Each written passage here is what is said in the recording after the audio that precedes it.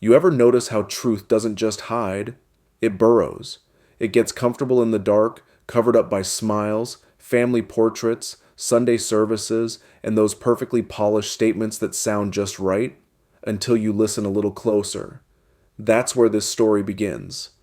Not with a bang, but with a silence. A silence that stretched too long between the Kirk family and the woman who once carried their son's last name. Erika now. Word out there is that Charlie Kirk's parents, Robert and Susan, have taken a step they swore they'd never take. Legal action. Not over money, not over property, but over access. Access to their own grandkids. It started quiet, like all family storms do. A missed call here, a birthday forgotten there. Then, no pictures, no updates, no visits. The Kirks tried to rationalize it. Maybe Erika was just grieving in her own way. Maybe she needed space, but months turned into a year, and that silence became a wall. You could feel something shifting. Robert started keeping a journal, notes of every attempt they made, every text, every letter returned unopened. Susan kept screenshots, dates, times, little details that no mother should ever have to record, just to prove she still existed in her grandchildren's lives. Now, I don't know about you, but when parents start documenting love like evidence, something's already broken. Then came the moment that tipped it all. A family friend, someone close to Erika, let slip that she'd changed the kids' schools and hadn't listed the Kirks as emergency contacts. No calls, no warning, just erased, like the grandparents never existed. That's when the whispers started. Rumors that Erika had grown distant long before Charlie passed, that the grief had turned to control, that she was keeping tight reins on what could be said, who could be seen, and who was safe around the kids. Now you gotta remember, the Kirk family's world ain't exactly ordinary. Fame, power, politics, they don't mix well with private grief. Everything's got a public angle, a headline waiting to happen.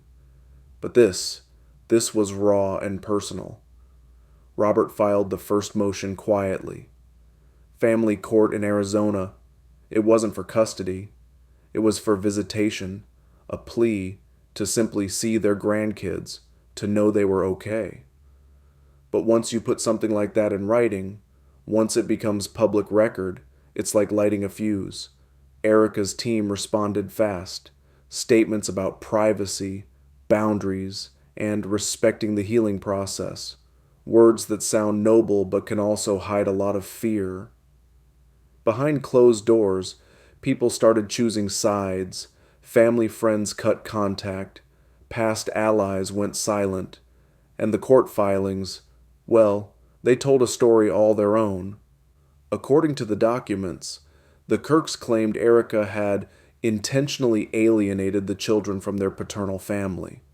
They said she'd restricted contact without cause and ignored repeated requests for mediation.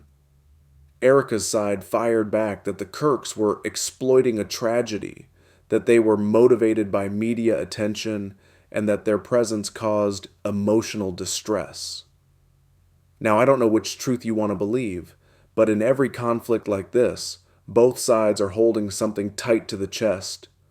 I've seen families burn bridges over less, over pride, over hurt, over the kind of pain that doesn't heal straight. But when kids are involved, those bridges matter. And this one, well, it's looking like ashes. Robert and Susan's lawyer, a quiet man named Hendricks, said it best in one of the filings. We are not fighting for control. We're fighting not to be erased. That line hit me hard, because maybe that's what this whole story's about. Not greed, not publicity, just the fear of being forgotten by the people who should remember you most. But the deeper I looked, the more I realized this wasn't just about family. There were other layers, financial trusts, property transfers, foundations set up in Charlie's name, questions about who controlled what after he passed. Erika had taken the reins on most of it. She'd even changed the board structure for one of the family nonprofits, leaving Robert and Susan off entirely. You see the picture? This wasn't just emotional distance, it was institutional, strategic. Now, I'm not saying Erika was wrong. Sometimes protecting your kids means drawing hard lines.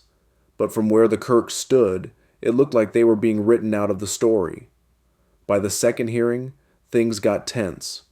The judge ordered both parties to mediation. Behind closed doors, voices were raised. Papers shuffled, but no progress was made. Erika refused joint holidays. She said the kids were not ready. The Kirks said they'd accept supervised visits. Anything. Still, the door stayed shut. The longer this dragged on, the more public it became. Bloggers, podcasters, people who used to stand shoulder to shoulder with the Kirks started whispering about the rift. Even within the conservative circle that once supported Charlie's work, loyalties started to fracture. Some said Erika was protecting the kids from toxicity. Others said she was rewriting history. And in between it all, two little ones caught in the crossfire. By the 5th month of filings, the story had leaked to the press. You could almost feel the collective breath of the internet. Waiting, judging, taking sides, Robert stopped giving interviews. Susan started writing letters again. Long, handwritten notes she couldn't send. Notes she kept in a box labeled, "For when they're older." Meanwhile, Erika moved new house. New security. A fresh start, maybe. But to the Kirks, it was just one more wall. Now every story has a breaking point, and this one came during the 3rd hearing, when the judge asked Erika a simple question. Do you believe these children deserve to know their father's parents? The room went quiet. Erika didn't answer right away. She looked down, adjusted her necklace, then said, "Not right now." That phrase, those 3 words, they cracked something in Robert. He stood up, couldn't hold it in anymore. His voice shook, but not from anger, from heartbreak. He said, "They've already lost their father, don't take us too." The courtroom was still. Even the judge paused before asking him to sit.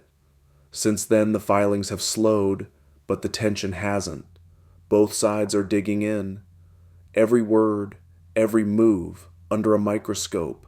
But somewhere beneath the bitterness, there's still a truth neither can outrun. Grief doesn't disappear when you build walls around it. It just echoes. Maybe Erika's trying to protect the kids from more pain. Maybe the Kirks are trying to hold on to what's left of their son. Maybe both are right, and both are wrong. That's the tragedy of it. Because love, when it turns into evidence, never feels like love anymore. It feels like loss, measured in court dates and affidavits. And when the dust finally settles, when the lawyers are done and the papers are signed, all that'll be left are 2 children, growing up with half a family missing and no memory of why. Now I don't know how this story ends.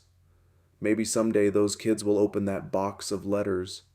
Maybe they'll see their grandparents' faces in old photos and start asking questions.